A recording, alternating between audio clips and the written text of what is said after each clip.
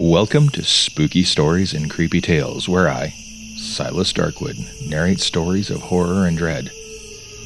Tonight, we delve into Lost Hearts by M.R. James, a chilling tale of a young orphan welcomed into a grand old manor, only to uncover eerie secrets and ghostly apparitions that linger in the shadows.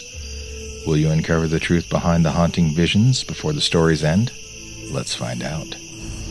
Dim the lights, pull up your blanket, and ignore those whispers you think you hear. It's just the wind playing tricks on your imagination. It was, as far as I can ascertain, in September of the year 1811 that a post-chaise drew up before the door of Aswarby Hall in the heart of Lincolnshire. The little boy, who was the only passenger in the chaise, and who jumped out as soon as it had stopped, looked about him with the keenest curiosity during the short interval that had elapsed between the ringing of the bell and the opening of the hall door. He saw a tall, square, red brick house built in the reign of Anne. A stone-pillared porch had been added in the pure classical style of 1790. The windows of the house were many, tall and narrow, with small panes and thick white woodwork. A pediment, pierced with a round window, crowned the front. There were wings to right and left, connected by curious glazed galleries supported by colonnades with the central block. These wings plainly contained the stables and offices of the house. Each was surmounted by an ornamental cupola with a gilded vane. An evening light shone on the buildings, making the window panes glow like so many fires. Away from the hall, in front, stretched a flat park studded with oaks and fringed with firs, which stood out against the sky. The clock in the church tower, buried in trees on the edge of the park, only its golden weather clock catching the light, was striking 6, and the sound came gently beating down the wind. It was altogether a pleasant impression, though tinged with a sort of melancholy appropriate to an evening in early autumn that was conveyed to the mind of the boy who was standing in the porch waiting for the door to open to him. The post-chaise had brought him from Warwickshire, where, some 6 months before, he had been left an orphan. Now, owing to the generous offer of his elderly cousin, Mr. Abney, he had come to live at Aswarby. The offer was unexpected because all who knew anything of Mr. Abney looked upon him as a somewhat austere recluse, into whose steady-going household the advent of a small boy would import a new and, it seemed, incongruous element. The truth is that very little was known of Mr. Abney's pursuits or temper. The professor of Greek at Cambridge had been heard to say that no one knew more of the religious beliefs of the later pagans than did the owner of Aswarby. Certainly his library contained all the then available books bearing on the mysteries, the Orphic poems, the worship of Mithras, and the Neoplatonists. In the marble-paved hall stood a fine group of Mithras slaying a bull, which had been imported from the Levant at great expense by the owner. He had contributed a description of it to the Gentleman's Magazine, and he had written a remarkable series of articles in the Critical Museum on the superstitions of the Romans of the Lower Empire. He was looked upon, in fine, as a man wrapped up in his books, and it was a matter of great surprise among his neighbors that he should even have heard of his orphan cousin, Stephen Elliott, much more that he should have volunteered to make him an inmate at Aswarby Hall. Whatever may have been expected by his neighbors, it is certain that Mr. Abney, the tall, the thin, the austere, seemed inclined to give his young cousin a kindly reception. The moment the front door was opened, he darted out of his study, rubbing his hands with delight. "How are you, my boy? How are you? How old are you?" said he. "That is, you are not too much tired, I hope, by your journey to eat your supper?" "No, thank you, sir," said Master Elliott. "I am pretty well." "That's a good lad," said Mr. Abney.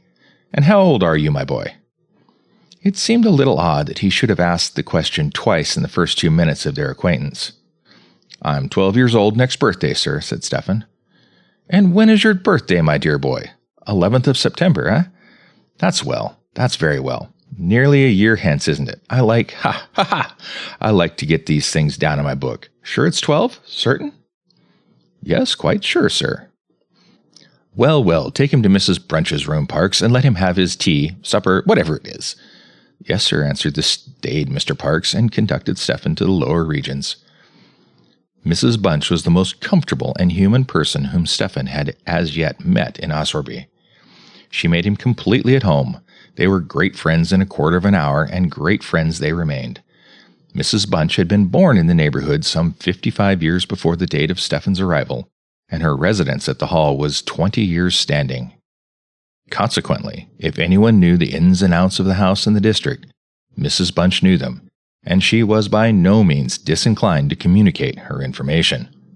Certainly there were plenty of things about the Hall and the Hall gardens which Stefan, who was an adventurous and inquiring turn, was anxious to have explained to him.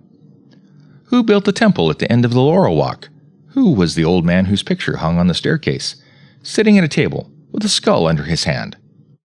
These and many similar points were cleared up by the resources of Mrs. Bunch's powerful intellect.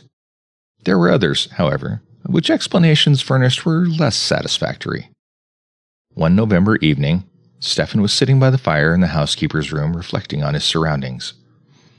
"Is Mr. Abney a good man, and will he go to heaven?" he suddenly asked, with the peculiar confidence which children possess in the ability of their elders to settle these questions, the decision of which is believed to be reserved for other tribunals. "Good? Bless the child," said Mrs. Bunch. "Master's as kind a soul as I've ever see. Didn't I never tell you of the little boy as he took in out of the street, as you may say, this 7 years back, and the little girl 2 years after I first come here?" "No, do tell me about them, Mrs. Bunch, now, this minute." "Well," said Mrs. Bunch, "the little girl I don't seem to recollect so much about. I know master brought her back with him from his walk one day, and give orders to Mrs. Ellis, as was housekeeper then, as she should be took every care with. And the poor child hadn't no one belonging to her. She'd tell me so her own self, and here she lived with us a matter of 3 weeks it might be, and then, whether she were something of a gypsy in her blood or what not, but one morning she out of bed afore any of us had opened an eye, and neither track nor trace of her have I set eyes on since. Master was wonderful put about, and had all the ponds dragged, but it's my belief she was had away by them gypsies, for there was singing round the house for as much as an hour the night she went, and Parks, he declared as he heard them a-calling in the woods all that afternoon.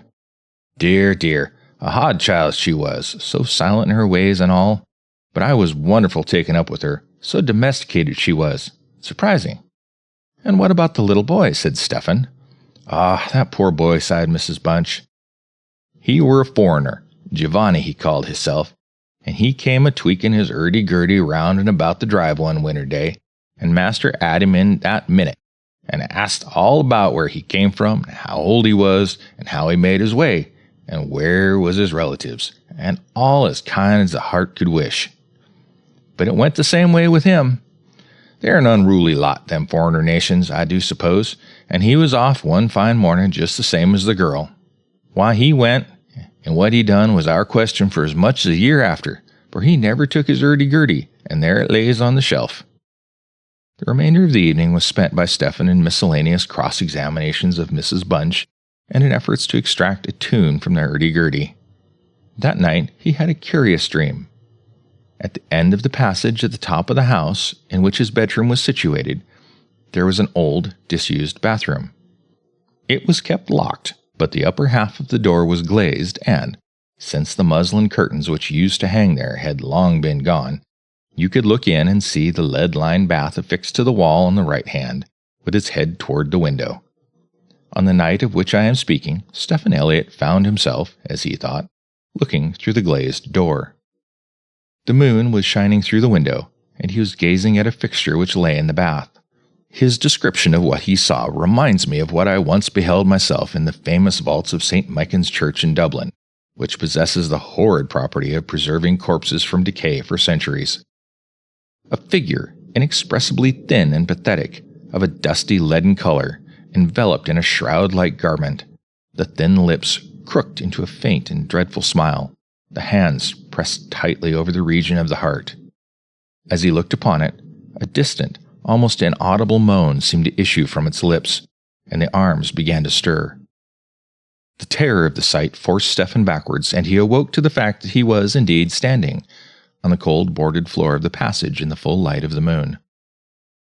With a courage which I do not think can be common among boys of his age, he went to the door of the bathroom to ascertain if the figure of his dream were really there. It was not, and he went back to bed. Mrs. Bunch was much impressed next morning by his story and went so far as to replace the muslin curtain over the glazed door of the bathroom. Mr. Abney, moreover, to whom he confided his experiences at breakfast, was greatly interested and made notes of the matter in what he called his book. The spring equinox was approaching, as Mr. Abney frequently reminded his cousin, adding that this had been always considered by the ancients to be a critical time for the young, that Stephen would do well to take care of himself and to shut his bedroom window at night, and that Censorinus had some valuable remarks on the subject. 2 incidents that occurred about this time made an impression upon Stephen's mind. The first was after an unusually uneasy and oppressed night that he had passed, though he could not recall any particular dream that he had had. The following evening, Mrs. Bunch was occupying herself in mending his nightgown. "Gracious me, Master Stephen," she broke forth rather irritably. "How do you manage to tear your nightdress all to flinders this way? Look here, sir, what trouble do you give to poor servants that have to darn and mend after you?" There was indeed a most destructive and apparently wanton series of slits or scorings in the garment, which would undoubtedly require a skillful needle to make good. They were confined to the left side of the chest, long, parallel slits about 6 inches in length, some of them not quite piercing the texture of the linen. Stephen could only express his entire ignorance of their origin. He was sure they were not there the night before. "But," he said, "Mrs. Bunch, they are just the same as the scratches on the outside of my bedroom door, and I'm sure I've never had anything to do with making them." Mrs. Bunch gazed at him open-mouthed, then snatched up a candle, departed hastily from the room, and was heard making her way upstairs. In a few minutes she came down. "Well," she said, "Master Stephen, it's a funny thing to me how them marks and scratches can come there. Too high up for any cat or dog to have made 'em, much less a rat. For all the world like a Chinaman's fingernails, as my uncle in the tea trade used to tell us when we was girls together. I wouldn't say nothing to Master, not if I was you, Master Stephen, my dear. And just turn the key of the door when you go to your bed." "I always do, Mrs. Bunch, as soon as I've said my prayers." "Ah, that's a good child. Always say your prayers, and then no one can't hurt you." Herewith, Mrs. Bunch addressed herself to the mending the injured nightgown, with intervals of meditation until bedtime. This was on a Friday night in March, 1812. On the following evening, the usual duet of Stephen and Mrs. Bunch was augmented by the sudden arrival of Mr. Parks, the butler, who, as a rule, kept rather to himself in his own pantry. He did not see that Stephen was there. He was, moreover, flustered, and less slow of speech than when he wont.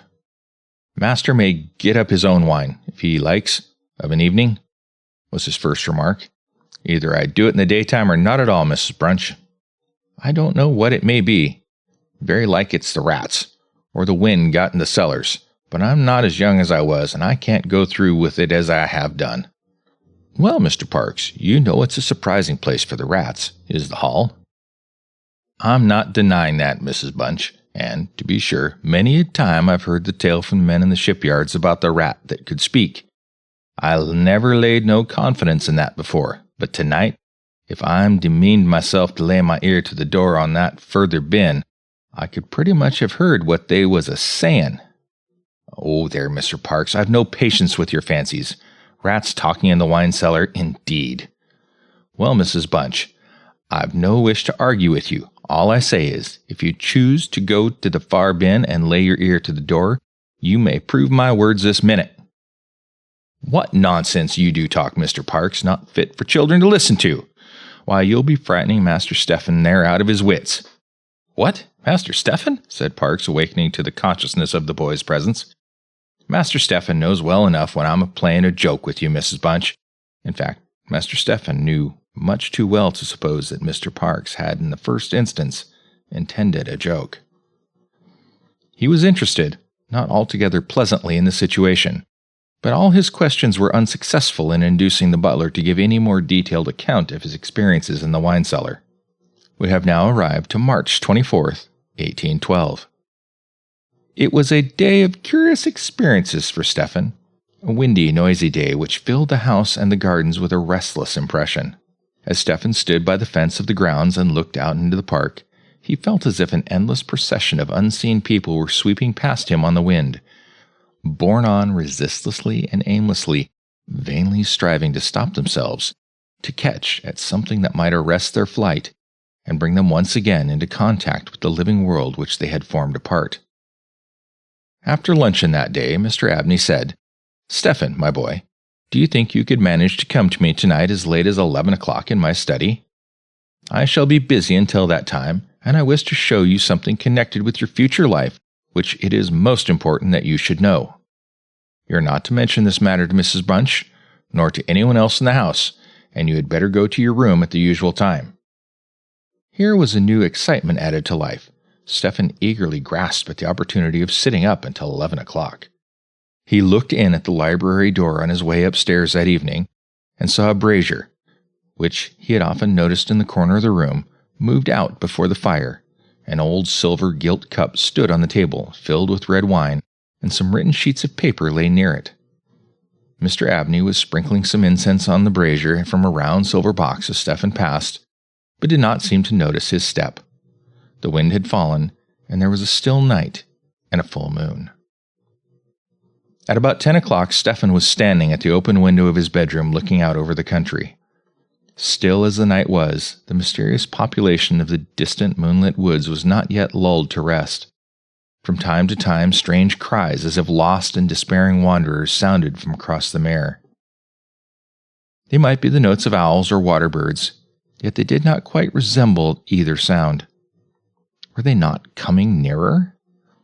Now they sounded from the nearer side of the water, and in a few moments they seemed to be floating about among the shrubberies.